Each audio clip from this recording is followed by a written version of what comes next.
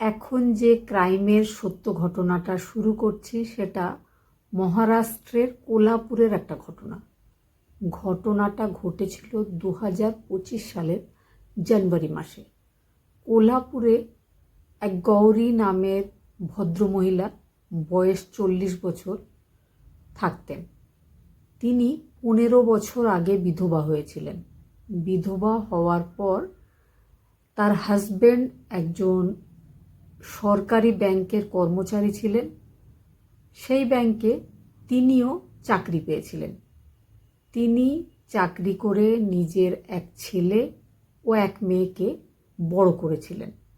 ছেলের বয়স 2025 সালের জানুয়ারি মাসে ছিল 25 বছর, আর মেয়ের বয়স ছিল 22 বছর। সে বিকম ফাইনাল ইয়ারের একজন স্টুডেন্ট ছিল। গৌরী দেবীর মেয়ে শালিনী একটু মডার্ন ভাবে বাঁচতে চাইতো, লেট নাইট পার্টি করত, বিভিন্ন বন্ধু বান্ধবের সাথে ঘোরাঘুরি করত, ছোট ছোট জামা কাপড় পরতে পছন্দ করত। কিন্তু গৌরী দেবী সবসময় সেই ব্যাপারগুলোতে বাধা সৃষ্টি করতেন। তিনি সবসময় বলতেন পড়াশোনা করতে হবে, আর এইভাবে স্বাধীন চেতা মনোভাব নিয়ে থাকা যাবে না। মা আর মেয়ের মধ্যে এই ব্যাপারগুলো নিয়ে প্রত্যেক দিন ছোটোখাটো ঝামেলা লেগেই থাকতো। সতীশ বয়স 25 হলেও সে মায়ের খুব আদরের ছেলে।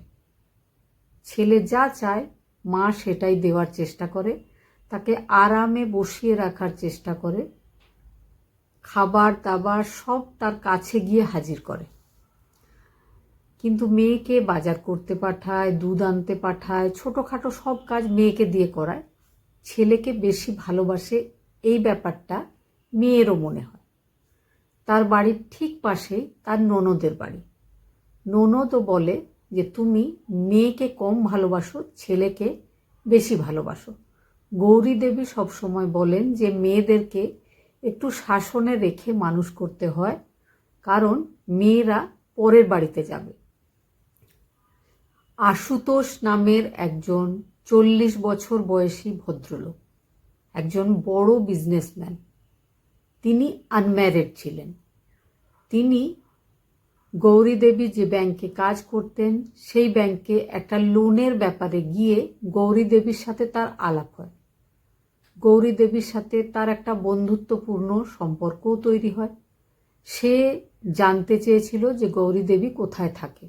মাঝে মধ্যে লোনের ব্যাপারে কোনো দরকার থাকলে, কোনো কাগজপত্রের বিষয়ে জানতে হলে সেই আশুতোষ মাঝে মাঝেই গৌরী দেবীর বাড়িতে আসতেন। গৌরী দেবীর ব্যাপারটা একটু অদ্ভুত বলে মনে হচ্ছিল, আর মনে মনে তিনি খুব নিজেকে সৌভাগ্যবতীও মনে করছিলেন। তার মনে হচ্ছিল আশুতোষ নামের ওই বিজনেসম্যান হয়তো কোথাও না কোথাও তাকে পছন্দ করছে। এই রকমই ব্যবহারটা ছিল আশুতোষ বাবুর গৌরী দেবীর প্রতি। একদিন আশুতোষ রাস্তায় দেখা হলে গৌরী দেবীকে বলেছিলেন যে চলুন আমরা একদিন সিনেমা দেখতে যাই। গৌরী দেবী কিছু বলার আগেই তিনি বলেছিলেন যে আপনার ছেলে, আপনার মেয়ে, আপনি সবাই মিলে সিনেমা দেখতে যাব। তখন গৌরী দেবীর ছেলে যদিও সিনেমা দেখতে যায়নি, গৌরী দেবী নিজের মেয়েকে নিয়ে আশুতোষের সাথে সিনেমা দেখতে গেছিলেন। একদিন গৌরী দেবীর 25 বছর বয়সী ছেলে একটা চাকরির ইন্টারভিউ দিয়ে নিজের বন্ধুর গাড়িতে করে ফিরছিল। হঠাৎ করে সে একটা পার্কে তাকালে দেখতে পায় তার বোন নিজের কোনো এক বয়ফ্রেন্ডের সাথে খুব ঘনিষ্ঠভাবে বসে আছে। এই ব্যাপারটা তার বন্ধুর চোখে পড়েছিল আগে। তার বন্ধু তাকে দেখায় যে দেখো তোমার বোন কিভাবে বয়ফ্রেন্ডের সাথে বসে আছে। ব্যাপারটা সতীশের খুব খারাপ লেগেছিল। সতীশ বাড়িতে চলে আসে, খুব রেগে সে বসেছিল। বোন বাড়িতে ঢুকতেই সে বোনের সাথে ঝামেলা শুরু করে। কিছুক্ষণের মধ্যেই গৌরী দেবী অফিস থেকে ফিরে এসেছিলেন। তখন গৌরী দেবী বুঝেছিলেন যে ব্যাপারটা কি হয়েছে। গৌরী দেবী মেয়েকে শাসন করতে গেলে মেয়েও জোর গলায় বলতে শুরু করে যে আমি 22 বছর বয়সে যদি একটা ছেলের সাথে কোথাও বসে থাকি তাহলে তোমাদের এত অসুবিধা। তুমি 40 বছর বয়সী একজন মহিলা, তোমার বাড়িতে যখন আশুতোষ আসে বারবার বারবার গিফট নিয়ে আসে, আমি কি বুঝি না যে তোমার সাথে আশুতোষের কেমন ধরনের সম্পর্ক? এই ব্যাপারে তাদের যখন ঝগড়া হচ্ছিল, গৌরী দেবীর যে ননদ তাদের পাশের বাড়িতেই থাকতো, সেও চলে আসে এই ঝগড়াতে। সেও এসে বলে যে হ্যাঁ, পাড়ার সব লোকেরাই বলছে যে গৌরী দেবীর সাথে আশুতোষের কোনো একটা সম্পর্ক রয়েছে। গৌরী দেবীর লজ্জায় মাথা নিচু হয়ে যায়। তিনি মনে মনে আশুতোষের ব্যাপারে দু একবার এই ধরনের কিছু ব্যাপার ভেবে থাকলেও তিনি কখনোই সিরিয়াস ছিলেন না, বা তিনি কখনোই ভাবেননি যে এই সম্পর্কটাকে তিনি এগিয়ে নিয়ে যাবেন। তারপর থেকে তিনি মনে মনে ভেবেছিলেন যে এইভাবে তিনি আর কখনো আশুতোষকে নিজের বাড়িতে আসতে দেবেন না, কারণ লোকজন কথা বলতেই পারে, তার উচিত সাবধান থাকা। তারপর থেকে তিনি আশুতোষকে একটু এড়িয়ে চলছিলেন, আশুতোষকে বাড়িতে আসতে তিনি মানা করেছিলেন। এইভাবে কয়েক মাস কাটে। গৌরী দেবীর ছেলে সতীশ একটা বেসরকারি কোম্পানিতে চাকরি পায়। সে একদিন অফিস থেকে কিছু একটা কাজে বেরিয়েছিল। হঠাৎ করে নিজের অফিসের সামনে আশুতোষ বাবুর গাড়িতে নিজের বোনকে আশুতোষ বাবুর সাথে ঘনিষ্ঠভাবে বসে থাকতে দেখে। ব্যাপারটা তার খুব খারাপ লেগেছিল। সে সঙ্গে সঙ্গে নিজের মাকে কল করে জানিয়েছিল ব্যাপারটা। মায়েরও মন খারাপ হয়ে যায়। মা এবার ভেবেছিলেন যে অফিস থেকে ফেরার সময় আশুতোষের বাড়িতে গিয়ে এই ব্যাপারে কথা বলবেন যে আপনার বয়স 41 বছর, আমার মেয়ের বয়স মাত্র 22 বছর। এইভাবে ঘনিষ্ঠ হয়ে আমার মেয়ের সাথে প্লিজ আপনি মিশবেন না। এই কথা বলতে তিনি অফিস থেকে ফেরার পথে আশুতোষের বাড়ি গিয়ে পৌঁছেছিলেন। দরজা খোলাই ছিল।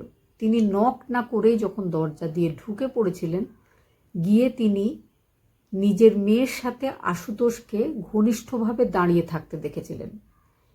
তিনি সেখানে গিয়ে পৌঁছাতেই গৌরী দেবীর মেয়ে শালিনী মায়ের ওপর রেগে যায়। বলে তুমি ম্যানার্স জানো না, কারোর বাড়ি গেলে দরজায় নক করে ভেতরে ঢুকতে হয়। তখন আশুতোষ বলে উনি তোমার মা, ভদ্রভাবে মায়ের সাথে কথা বলতে হয়, এইভাবে কথা বলো না। গৌরী দেবী নিজের মেয়ে শালিনীকে বলে তুমি এক্ষুনি বাড়ি যাও, আমি আশুতোষ বাবুর সাথে কিছু জরুরি কথা আছে বলে আসছি। মেয়ে সেখান থেকে বেরিয়ে চলে যায়। আশুতোষ বাবু বলে যে আপনি ভুল ভাববেন না, হঠাৎ করে আপনার বাড়ি যাওয়া আসা করতে গিয়ে কখন যে আপনার মেয়ের সাথে প্রেম হয়ে গেছে আমি বুঝতে পারিনি। এই কথাটা শুনে ভীষণ খারাপ লাগে গৌরী দেবীর। গৌরী দেবী বলে সে ছোট, আপনি তো বড়, সে যদি ভুলও ভাবে আপনার সে ভুল ভাঙানো উচিত। আপনি এইভাবে এই সম্পর্কটাকে এগিয়ে নিয়ে যাবেন না, এটা একদমই ভালো দেখায় না। আশুতোষ বাবু বলে যে না, ভালো দেখাবার কোনো ব্যাপার নেই, আমি আপনার মেয়েকে খুব ভালোবাসি, বিয়ে করতে চাই। এই কথাটা শুনে গৌরী দেবী নিজের বাড়ি ফিরে চলে আসেন। বাড়ি এসে দেখেন যে মেয়ে তখনও বাড়ি ফেরেনি। তারপরে ছেলে বাড়ি ফিরে আসে। ছেলের সাথে এই সমস্ত কথাগুলো তিনি বলছিলেন। গভীর রাত্রে তাদের মেয়ে বাড়ি ফেরে, ড্রিঙ্ক করে বাড়ি ফেরে। হাতে ছিল 50,000 টাকার একটা নতুন মোবাইল ফোন। বলেছিলেন যে এই ফোনটা আশুতোষ তাকে গিফট করেছে। আশুতোষ তার বয়ফ্রেন্ড।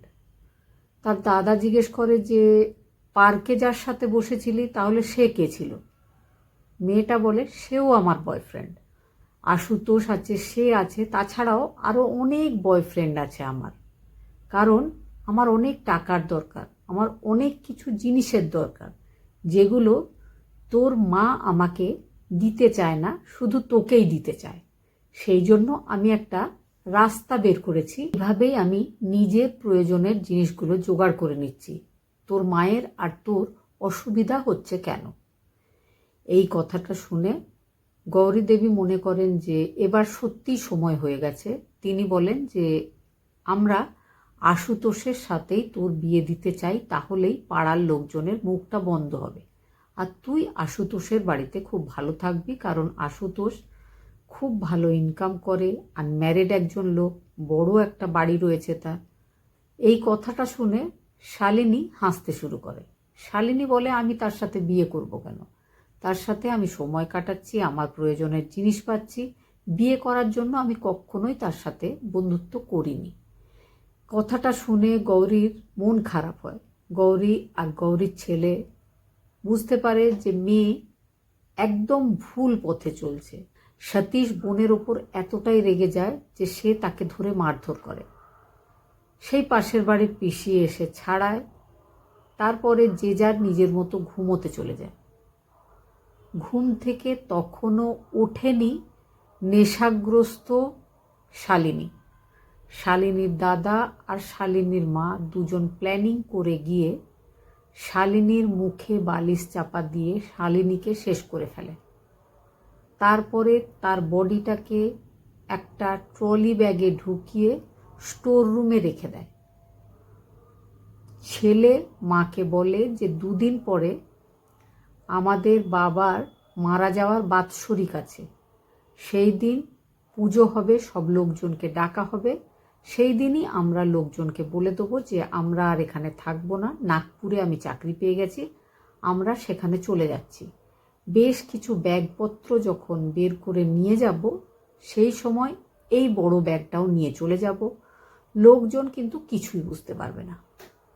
তারা সেইভাবেই প্ল্যানিং করে নেয়। যার বাড়িতে তারা রেন্টে থাকতো তাকেও জানিয়ে দেওয়া হয় যে তারা বাড়িটা ছেড়ে চলে যাবে। সতীশদের বাড়িতে সতীশের বাবার মৃত্যুবার্ষিকীর অনুষ্ঠান শেষ হয়ে যায়। লোকজন কিন্তু বারবার বলে যে কিছু একটা গন্ধ পাওয়া যাচ্ছে। সতীশ আর সতীশের মা বলে, আমরা ইঁদুরের বিষ দিয়েছি, স্টোর রুমে মনে হয় ইঁদুর মারা গেছে। লোকজন তেমন একটা সন্দেহ করে না, যে যার বাড়ি ফিরে যায়। নেক্সট ডে সকালবেলায় আশুতোষ চলে আসে তাদের বাড়িতে। এই পর্যন্ত কিন্তু আশুতোষ বারবার ফোন কলে কথা বলার চেষ্টা করেছিল শালিনীর সাথে, ফোন রিসিভ হয়নি। বারবার কল করে শালিনীর মা গৌরী আর শালিনীর দাদা সতীশের সাথেও আশুতোষ কথা বলার চেষ্টা করেছিল, কেউ কথা বলেনি। নেক্সট ডে সকালবেলায় যখন তারা রেডি হয়ে ব্যাগপত্র নিয়ে নাগপুরের উদ্দেশ্যে বেরিয়ে যাচ্ছিল, এমন সময় আশুতোষ তাদের বাড়িতে এসে পৌঁছায়। এসে বলে, শালিনী কোথায়? শালিনী আমার কল রিসিভ করছে না কেন?